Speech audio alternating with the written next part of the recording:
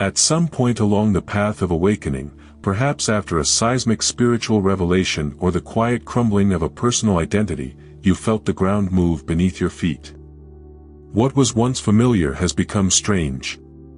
You have pierced the veil of illusion, seen the cog of your patterns, the deafening noise of the world, and then came the silence. At first, this silence felt sacred, even empowering, like stepping out of a burning building into the fresh air. But slowly and subtly, the meaning dissolved, not as a catastrophe, but as a silent disappearance, as if his soul dimmed the lights of life and forgot to turn them on again. You stopped striving, you stopped performing, not out of desperation, but in a kind of sacred exhaustion, an emptiness that seemed strangely peaceful but unsettlingly still. And then the whisper began, a silent, painful question: why do I feel so empty now that I finally see the truth? This is the paradox that no one warns about. We are led to believe that spiritual awakening will ignite our purpose, that seeing through the illusion will make us burn clearly. But for many, especially the sensitive, the seekers, the empaths, the inner travelers, he does something else: he empties the boat. He scrapes away all false motives until even the desire becomes unrecognizable. And in this emptiness, we confuse awakening with apathy. I remember a conversation with a dear friend, brilliant, spiritually attuned, fluent in the texts of Eckhart Tolle, Krishnamurti, Alan Watts. She emerged from a dark night of the soul with a crystalline perception. She told me that she saw through the illusions of identity, fulfillment, external love. And yet, 2 months later, I found her lying in bed, staring at the ceiling, drifting into a stillness she didn't expect. I used to cry that I didn't do enough, she said. Now I don't care if I do something. I thought the awakening would set me on fire, instead, I feel extinct. Carl Jung spoke directly about this threshold. He described it as the sacred ground between the collapse of the ego and the birth of the self, a liminal space, terrifying in its stillness, where motivation, once driven by persona and social approval, dissolves, leaving only the raw clay of what has yet to be shaped. This is not failure, this is individuation, the chrysalis stage of the psyche where the caterpillar dissolves into formlessness before becoming the butterfly. It is the psychological death necessary for rebirth. But we must not mislabel this emptiness as regression, for at the heart of this emptiness lives a deeper calling, a silent pulse of soul truth waiting to be heard. Not the motivation to prove, but the impulse to be, to move not out of need for recognition, but out of internal resonance. This article is not about despair, it is about the moment after awakening, when the old fuel dies and the new energy source is still forming. Jung understood, the privilege of a lifetime is to become who you really are. Loss of motivation is not the end, it is the sacred beginning of living not as a mask, but as a soul. C.G. Jung, the architect of analytical psychology, predicted this strange, silent mist that descends upon awakening, long before it became a topic in modern spiritual circles. He didn't cover it up with mysticism or euphoric language. He spoke with penetrating clarity of the descent of the soul into its own depths. Enlightenment, Jung once wrote, does not come by imagining figures of light, but by making darkness conscious. And while these words may sound poetic, they carry a terrible truth: true awakening does not crown you with bliss, he strips you. It unravels the scaffolding of the false self. It initiates a slow, sacred death, the death of who you believed yourself to be. The collapse is internal but far-reaching. Your previous motives, ambition, achievement, recognition, begin to dissolve. The deadlines you followed, the goals that once drove you, even the identity structures that defined your relationships, your work, your daily rhythm, begin to disappear like mirages in the light of a deeper truth. But here's where psychological nuance is vital: your ego doesn't go away, it does not die. He simply becomes disoriented. The script he once followed has been burned, but no new scripts have yet emerged. The result is not laziness or apathy, but a deep spiritual limbo. You are no longer asleep, but you are not yet fully awake to what is to come. This is the mystery. What Jung called nigredo, the darkening phase of alchemy, is when the ego has been dismantled, but the self has not yet taken the throne. In modern terms, it seems like demotivation, but in Jungian language, it is a sacred pause, an in-between space where the soul retreats to rewrite its myth. And yet, our culture fears this silence.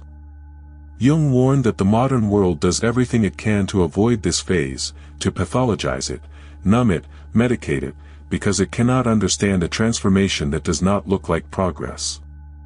But what you're experiencing isn't regression, it is initiation. It is not dysfunction, it is a sacred descent. This is not depression in the clinical sense, although it may share its shadows. It is the soul refusing to participate in a life with which it no longer resonates. And this, Jung believed, was the beginning of individuation, the becoming sacred of the true self. Most people never talk about that part, do they? Pain after light, silence after revelation. But this silence is not empty, it is formative. And if you can learn to stand still within it, to listen to what it asks, you can see that what looks like demotivation is actually the beginning of a deeper alignment. The world tells you that you are lost. Jung would say, you are being reformed for something much more honest. And that's exactly what we'll start exploring next. If you have been wandering through the mist that follows awakening, looking into the stillness where your spark once burned brightly, know this, you are not broken. You are undergoing a profound psychic shift for which our culture has no name, a metamorphosis so profound that it not only challenges your thoughts, it reconfigures the very architecture of his inner world. The ambitions that once lit a fire in your chest, the deadlines, the goals, the 5-year visions, the motivational, hustle, mantras now fail, not because you failed, but because the very structure that once housed your motivation is crumbling. Carl Jung predicted this disintegration long before it was whispered on digital platforms. Let's understand this clearly. For most of your life, your energy came from the persona, the constructed self, the mask you wore to move through the world. This identity, the one that wanted to be admired, validated, applauded, was not a flaw, it was a necessary stage of human development. As Jung wrote, the persona is a system of behavior imposed on the individual by the expectations of society. But when you awaken, you begin to see the mask for what it is, a performance. And performance no longer compels you.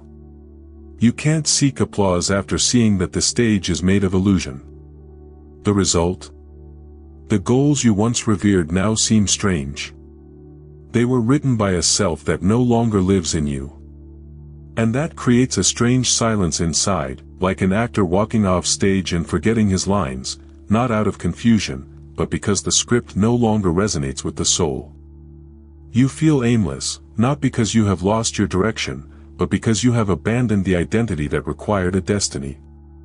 You haven't lost your momentum, you have overcome the fuel that once propelled you.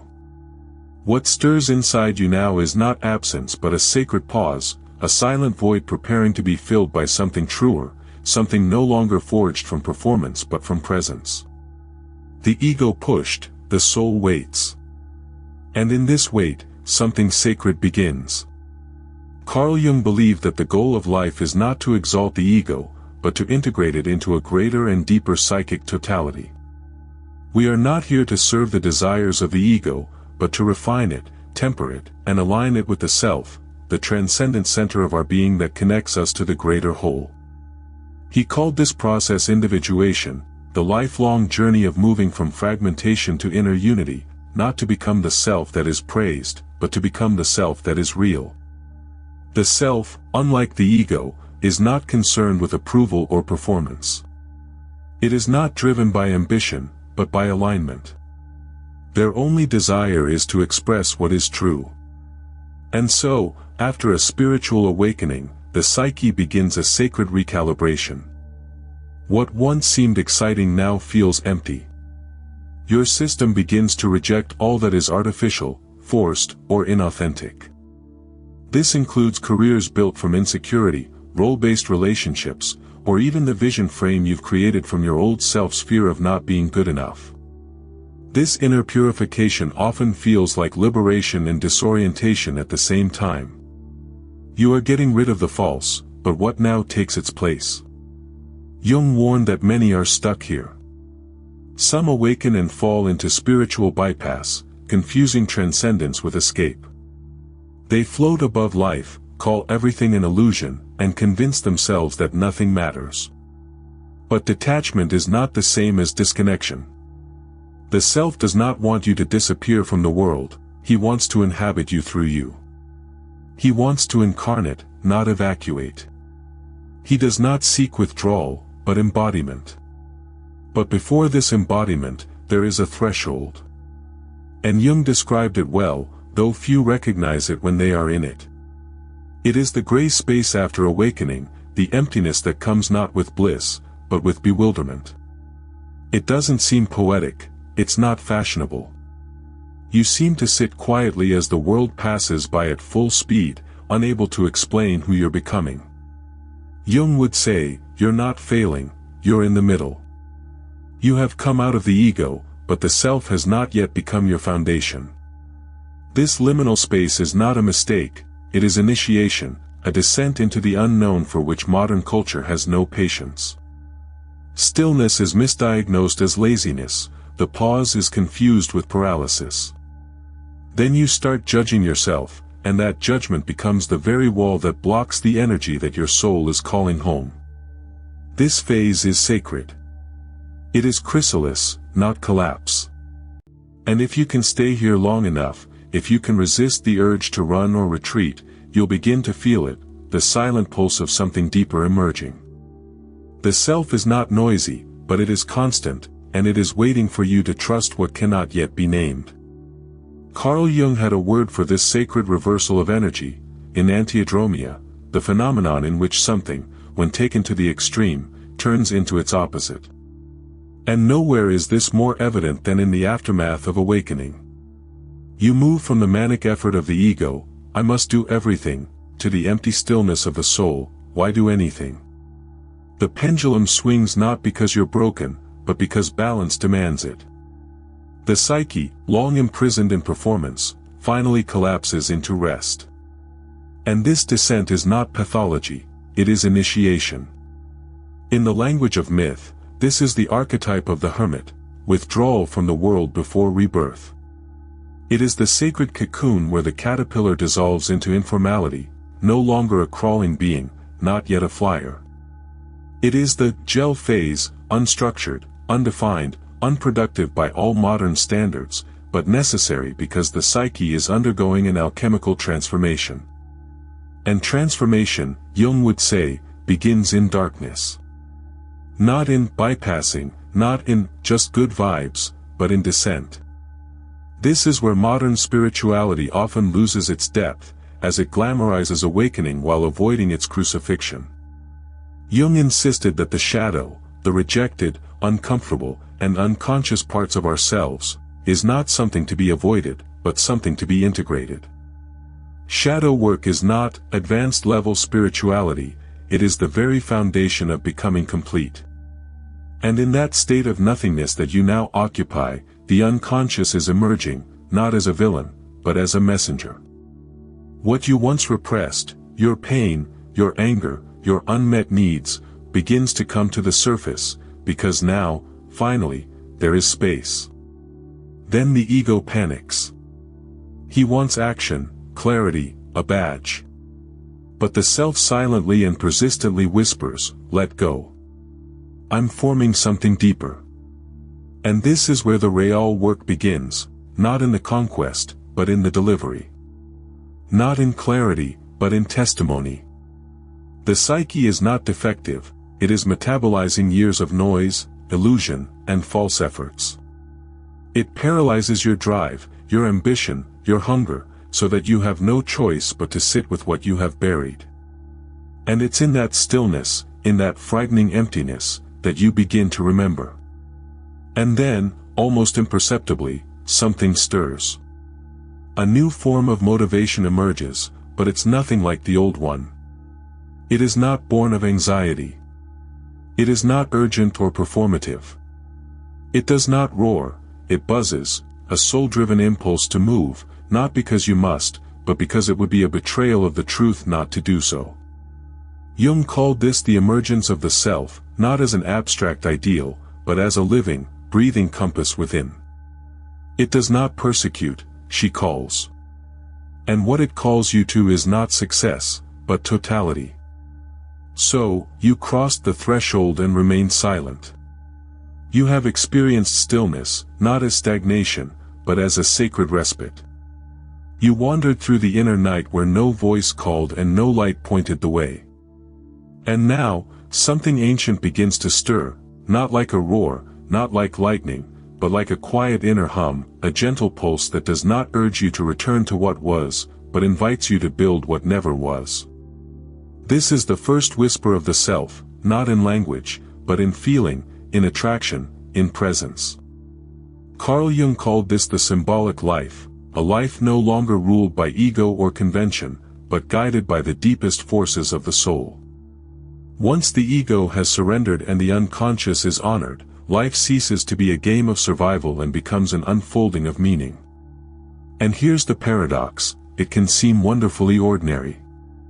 When the self begins to lead, you no longer rush, you answer. You are not driven by the fear of missing out, but by the quiet conviction of inner alignment. You stop seeking clarity as a prize and begin to recognize it when it comes, often dressed in simplicity. Living from the self does not mean that you will always be energized or right. Fatigue, doubt, and sorrow will still pass through it, this is the texture of human life. But what disappears is the constant pain of self-betrayal, the dull exhaustion of representing a version of yourself that no longer fits. Instead, something changes. You see yourself creating even when no one applauds, saying no even when yes is expected, following admiration instead of checking boxes. You get to choose peace over performance. This is not inertia, it is a new fuel, not adrenaline, but alignment, not pressure, but presence. Jung called it living symbolically, not as an escape into fantasy, but as a return to the soul. You begin to trust dream language, instincts, symbols, and synchronicities. His life becomes a dialogue, not a monologue shouted in the void, but a conversation with the invisible. And what does that look like? Sometimes it's as subtle as different questions, not what should I do, but what's silently calling me. Not what is the plan, but where is life driving me. Not how can I prove myself, but what seems true. You stop trying to dominate life and start participating in it. Ambition does not disappear, it transforms. It becomes devotion, devotion to what is real, to what is true, to what makes you live. And strangely, this devotion moves mountains. It accomplishes things, but from the totality, not from exhaustion. Now it's sustainable. Now it is soul-driven. This is the motivation of the self, not to impress, but to express. And that leads you, often effortlessly, to create, to teach, to heal, to serve, not because you must, but because your whole being says yes. So, if you've been wondering where your spark went after awakening, remember, it's not gone. The ancient fire was consumed so that a deeper flame could emerge, one that will not waver in the storms of the world. Carl Jung never promised ease, but he did promise depth. If you're here reading this, then you're already on the path. This is not the end of your awakening, it is the beginning of your becoming. If something in this message touched you, if a single word mirrored your inner experience, I invite you to let your voice be heard in the comments. Have you met that soul whose presence feels like home, or are you still walking the sacred path back to yourself? Her story, as unfinished as it may be, can become the flashlight in someone else's darkness, the very sign she didn't know she was looking for. And if someone close to you is silently struggling with the illusion that love must hurt, that self-abandonment is the price of connection, or that they are unworthy of peace, share this video with them. Help me reach out to those who need to remember, true love doesn't require us to shrink. True connection does not require the sacrifice of the soul. And the most vital union we will ever form is the one with our own inner truth. Before you go, I invite you to subscribe and activate the notification bell. Here, in this space, we travel beneath the surface of things, exploring the hidden architecture of the psyche, the whispers of the unconscious, and how each relationship is just a mirror reflecting our personal evolution. If there's a theme, a question, or a wound you'd like us to explore in future videos, please leave it below. This space breathes because of you. Your voice is not only welcome here, it is essential. Thank you for showing up, not just for this video, but for your inner work, for the sacred work of remembering who you really are. And always remember this, when the right person shows up, your soul will know, not through fear, but through peace. But until that moment, let your most intimate relationship be the one you cultivate internally. That's the basis. This is home. And from this totality, all real things are born. Until next time, we'll see you on the way.